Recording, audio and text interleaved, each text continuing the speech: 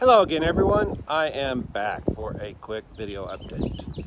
It is kind of a gloomy looking day, definitely windy.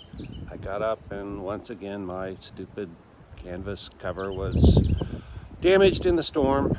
Actually, I don't even know it was a storm, but anyway, it got damaged. We've been having high winds for the last month here.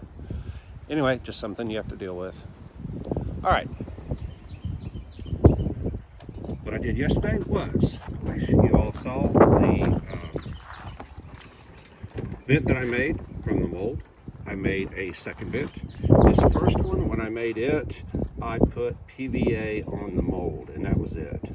It did not come off of the mold easy. It did come off the mold, but it was not easy. I actually had to end up using hot water, and even then it was difficult. So on the second one, I said, all right, let's just try it with wax. So I tried it with wax.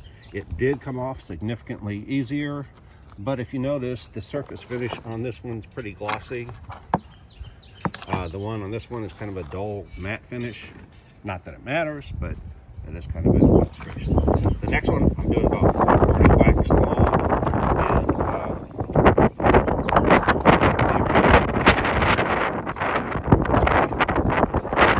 one of the reasons I typically use gel coat is things like this, that there's voids here, and what happens is the gel coat fills in these difficult areas that are difficult to get fiberglass to fill in.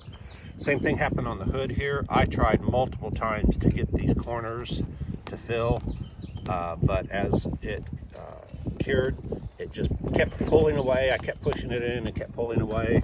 I kind of suspected this would be the result. Not a big deal, of course. You could fix it with body filler, but it would be much better if that hadn't happened.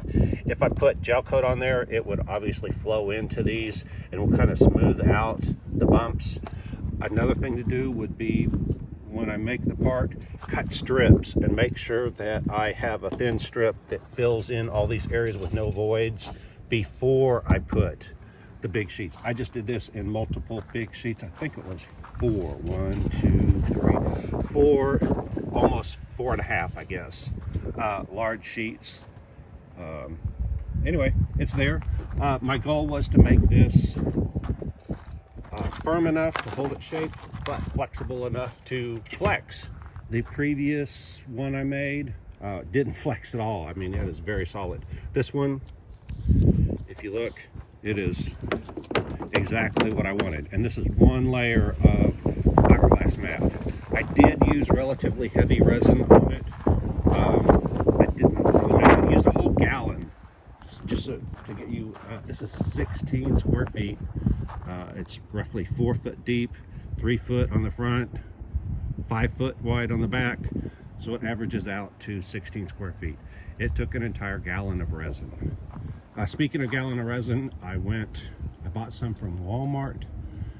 Online, it was $40. In the store, it was $50.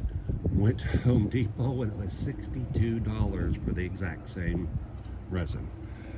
So I bought it at Walmart, got them to match their online price, which they sometimes do, sometimes don't do. This time the lady was nice and she did it. Then I went to, and they only had one can, so I bought it. I also ordered a can online, had it delivered. Then I went to I went to Home Depot and got them to price match the Walmart price. So I bought 3 gallons there. I'm going to switch and buy it in bulk, because it's always been expensive just to buy it by a gallon, but it was a convenience thing that whenever I needed it, I'd go get it. I didn't have to have 5-gallon buckets or 55-gallon barrels sitting around, because it only lasts about 3 months unless you can temperature control it, which I can't. So what I'm going to do in the future, though, is I'm going to start buying it in 5-gallon containers, because the price difference is just astronomical. I think I can get it for $30 a gallon by buying it in bulk, maybe more. I don't know, I'll have to check. But I think I can also get a better quality of resin for about the same price. So I'll see. I haven't researched it because I just needed to get through this short term. One of the things that you can see, one of the things I like about not using gel coat is this thing is translucent. You can see, there's my hand underneath it. So the good thing is I can see how much to cut the hood to make it fit. The C6 has an obviously much longer hood because it's front engine. So I need to just cut this. So I'm going to go in, I'm going to leave enough space, let's say a couple inches, but I just at least want this to lay down. I need to lay down there. I need it to lay down here. And this edge matches really well. I haven't messed with this edge very much, maybe a little bit. We had to kind of cheat there. But anyway, the edge matches up pretty good. So what I'm going to do is trim this, and then I'm going to see what do I have to cut on the C8 hood to get this thing to lay down. My challenge was that I opened up the hood and looked, and the outer skin of the hood is the hood.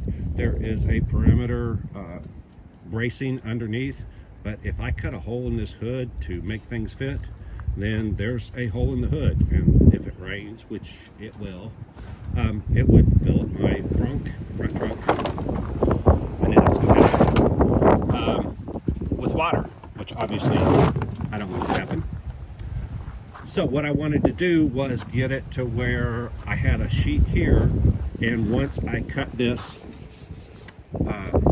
hood where it needs to be, you can see these raised sections right here happen to coincide right with the lowered sections right there.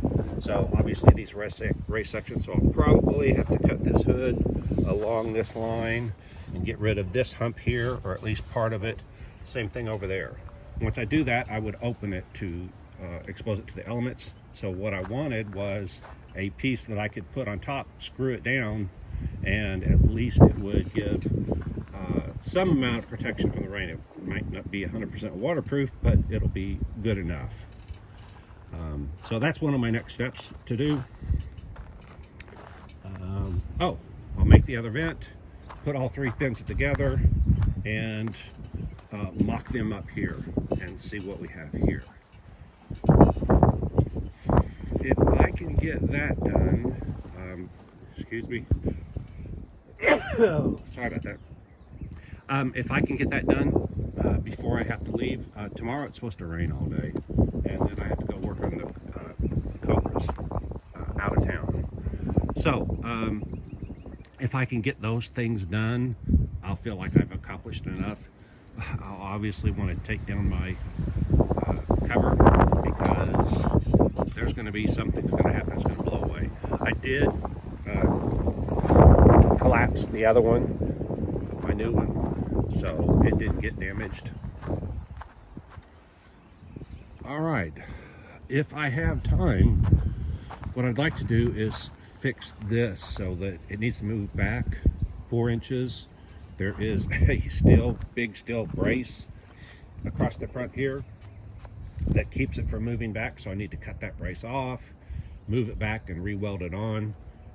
There are people that are familiar with this, know exactly what's going on with this, what has to be done. That'll at least let me see if how well this is going to work. I'd still like feedback on should I do the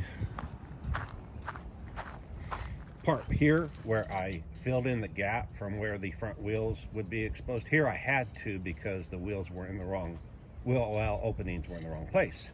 Here the wheel well openings, by the time I move it back, are going to be in the right place, but I'm going to have this much tire sticking out. Does that look okay?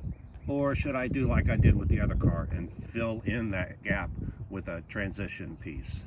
Let me know what you think. Obviously I can do either one. Personally, I don't really care.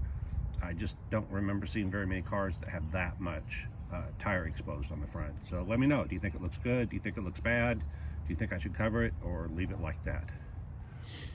All right, that's it for now. I better get to work because I am chasing weather. According to weather, it's not supposed to rain today. You can see there's a little blue sky attempting to come out, and there's some up there, so maybe they'll be right for once. They've been wrong about 50% of the time, so we'll see. All right, like, subscribe, hit the alert if you want to know when I update next, and I will see you next time. Thanks. Bye.